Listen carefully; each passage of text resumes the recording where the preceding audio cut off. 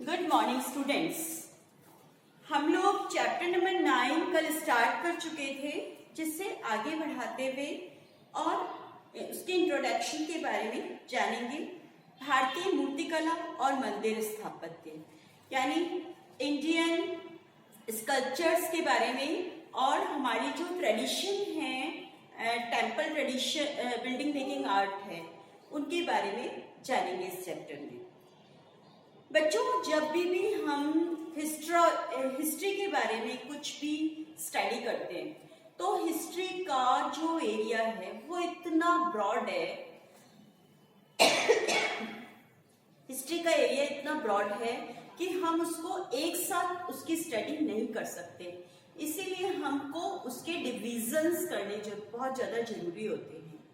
Divisions history में बहुत सारे पॉइंट्स, बहुत सारे एंगल्स से डिवीजन होते हैं। डिवीजन होते हैं टाइम के अकॉर्डिंग, डिवीजन होते हैं किंग और किंगडम्स के अकॉर्डिंग, डिवीजन होते हैं स्टडी पॉइंट ऑफ व्यू से के अकॉर्डिंग, और डिवीजन होते हैं चेंजेस के अकॉर्डिंग। क्योंकि टाइम के अकॉर्डिंग हर चीज में, चाहे वो सभ्यता हो, संस्कृति हो, कला हो, रहन सहन हो, खान पान हो, बोलचाल हो, भाषा हो,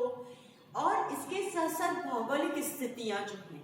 उन सब के चलते इतने सारे चेंजेस हो जाते हैं कि उन सारे चेंजेस को अगर हम एक साथ पढ़ने बैठेंगे या समझने बैठेंगे तो हमें कुछ भी समझ में नहीं आएगा। इसीलिए हमको उसके डिविजन्स करने होते हैं, जिससे कि क्या है, एक जैसा डिवाइड कर लो और उसको एक साथ समझ लो। तो इसी के चलते इस मिडाइवल इंडियन स्कल्पचर आर्ट के टाइम पीरियड पे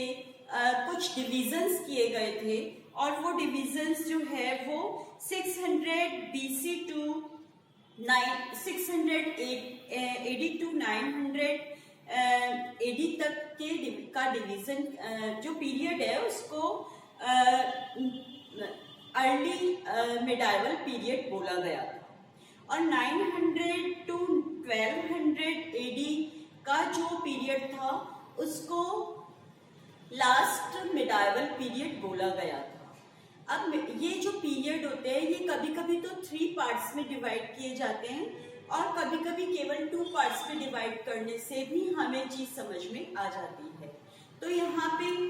मोस्टली या तो स्टार्टिंग में कुछ हुआ था और उसका चेंजेस लास्ट में हो गया था, तो इसलिए यहाँ पे केवल 2 पार्ट्स में डिवाइड किया गया है। लेकिन ये division only study point of view से ही किया गया था कि हम उन चीजों को अच्छी तरीके से समझ पाए, हुए हुए चेंजेस की स्टडी कर पाए और उनको समझ पाए। तो इसीलिए 2 पार्ट्स में ये डिवाइडेशंस हो गए थे। अब ये डिवाइडेशन करते समय जो स्टाइल्स में जो चेंजेस आए थे, साथ ही साथ में जो आर्ट की फॉर्मेशन में जो चेंजेस आए थे, उन सब के बारे में इसको अच्छी तरीके से डिफ्रेंशिएट करते हुए उन्होंने समझाने की कोशिश की है। वही ये पूरा चैप्टर है। हमारी हिस्ट्री में गुप्त साम्राज्य यानी गुप्त जो पीरियड है वो उसके खत्म होने के साथ साथ ही पूरे इंडिया में एक अलग सा एक चेंजेस आ गया था, जिससे कि बहुत सारे टुकड़े होने लग गए थे। बहुत सारे लोग अलग अलग उनके थॉट्स थे, और इस वजह से वो अलग अलग छोटे छोटे ग्रुप्स में अलग अलग टाइप से डिवाइड हो रहे थे। मतलब सब मिलकर साथ रहना तो एक अलग बात है, 2 या 3 पार्ट्स में भी वो डिवाइड ना होकर बहुत सारे पार्ट्स में डिवाइड हो रहे थे। एक तरीके से हमारा इंडिया जो है वो पॉलिटिकल पॉइंट ऑफ व्यू से देखें और सोशल पॉइंट ऑफ व्यू से देखें तो बहुत ज्यादा बिखर रहा था।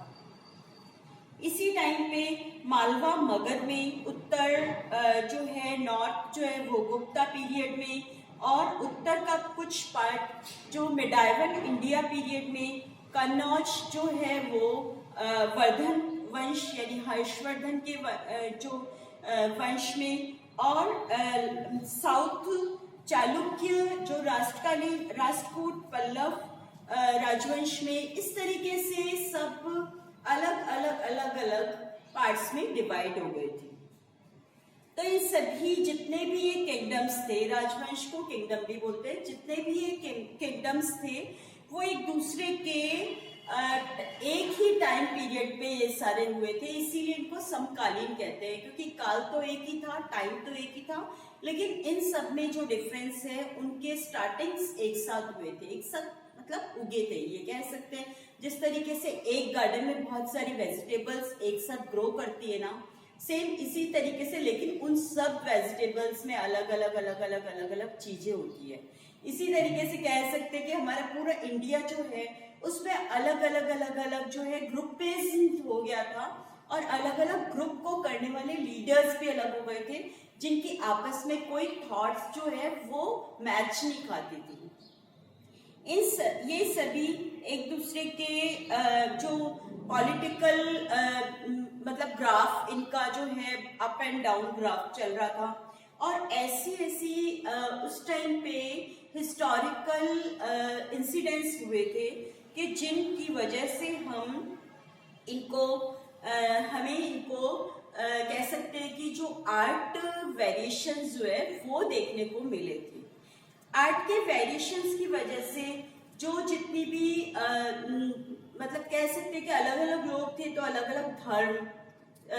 का बोलबाला हुआ था, जिसकी वजह से लोगों में आध्यात्मिक भावना यानी कि जो भगवान के प्रति या भक्ति भावना जो थी उसका भी एक तरीके से उदय हुआ था, क्योंकि अलग अलग लोग अपने अपने धर्मों का प्रचार प्रसार तेजी से करने लग गए थे। फिर चाहे वो बुद्धा हो, बुद्धिज्म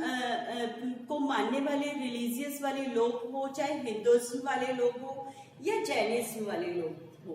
तो सभी ने अपने अपने फील्ड में अपने अपने रिलीजियन को ग्रो करने में और पूरी